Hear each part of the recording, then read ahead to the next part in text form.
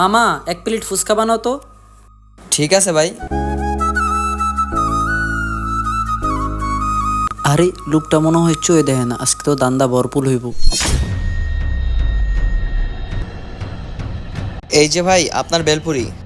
আচ্ছা মামা, আমার কাছে তো বাংতি নাই, 500 টাকার নোট। সমস্যা নাই ভাই, এখানে ডাব্বা রাখা আছে, এখান থেকে আপনি ভাঙতে নিয়ে নেন। ঠিক আছে মামা, এটাই তো সুযোগ। 500, আবার 500। দেখি তো কি করতেছে। আজকে তো ভরপুর দান দইতাছে, যাক আর লাগবো না, আমার চলবো। ঠিক আছে মামা, নিছি। ঠিক আছে ভাই। যাই তাইলে। কি দেখলাম, লোকটা মনে হয় অন্ধ, ওইখান থেকে ভালো টাকায় ধান্দা করতে পারবো। যাই। বড় ভাই, আমাকে 1 প্লেট বেলপুরি দিয়েন তো। ঠিক আছে ভাই।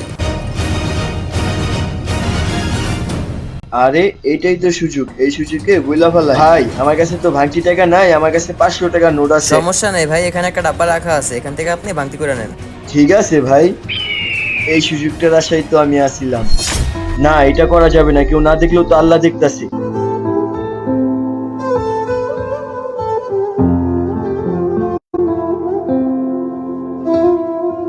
ভাই ভাঙতি টাকা নিয়ে নিছি। ঠিক আছে ভাই। এই যে ভাই আপনার বেলপুরি। ঠিক আছে ভাই, তাহলে যাই আমি। ঠিক আছে ভাই। হায় রে দুনিয়া, কিছু টাকার জন্য অন্ধ লোককেও ছাড় দেই না আমরা। মলম লাগাতে হলে গরিবের ক্ষত স্থানে লাগান। আমাদের ভিডিওটি ভালো লাগলে অবশ্যই সাবস্ক্রাইব করবেন।